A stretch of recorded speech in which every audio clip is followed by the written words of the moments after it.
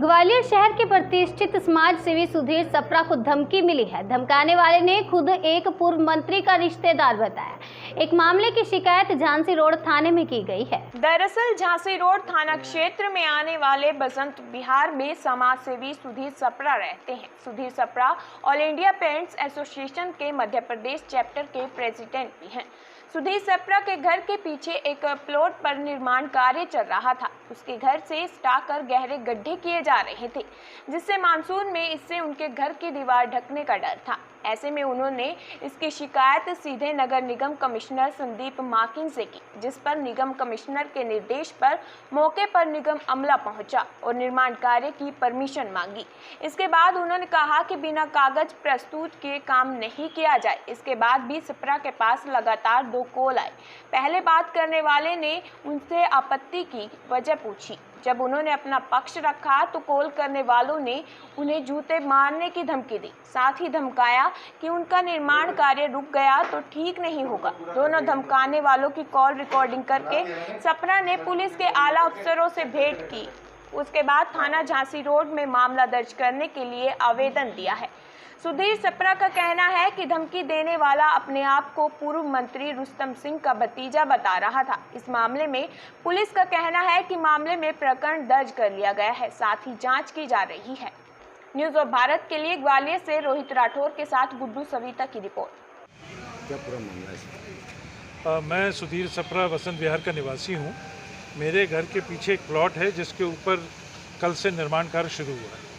जब सुबह मैंने देखा कि उस प्लॉट में बहुत गहरे गड्ढे खोदे जा रहे हैं और मुझे आशंका हुई कि इन गहरे गड्ढों से बरसात के इस मौसम में मेरी बाउंड्री को नुकसान पहुंच सकता है, तो मैंने उसकी फ़ोटो खींच के जो है निगम आयुक्त संदीप माकन जी को भेजी, इस अनुरोध के साथ कि नगर निगम अधिकारी है, जो भी सक्षम अधिकारी हैं, उसको ये निर्देश देने का कष्ट करें कि भाई इस प्रकार का कोई निर्माण ना हो जिससे दूसरे की बाउंड्री को नुकसान हो।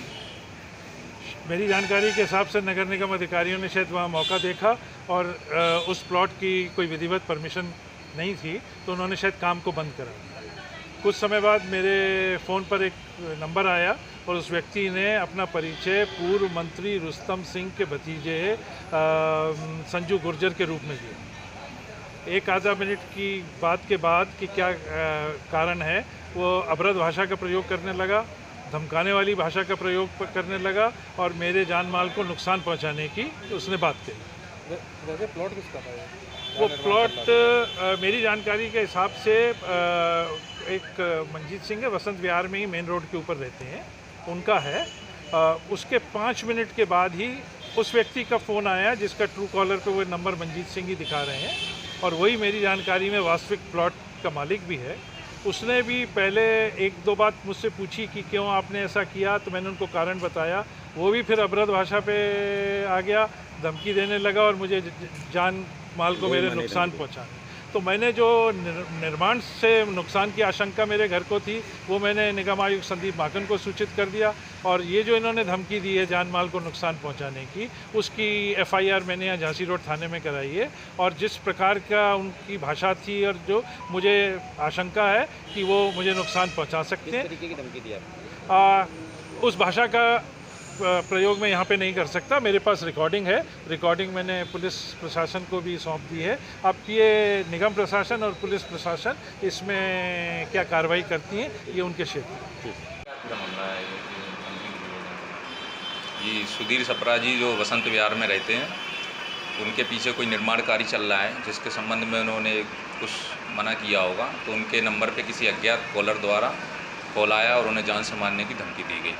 उस संबंध में थाना झांसी रोड में प्रकरण पंजीबद्ध कर लिया गया है और उसमें साइबर सेल की मदद ली जा रही है और जो भी आरोपी है उसके विरुद्ध वैधानिक कार्रवाई की जाएगी। किस तरह की धमकी दी गई है? गोली मारने की क्या है? गाली गलौज की गई है और जान से मारने की धमकी दी गई है। जान से मारने की धमकी दी गई। क्या करते सुधीर सप्रा जी समाज सेवक हैं।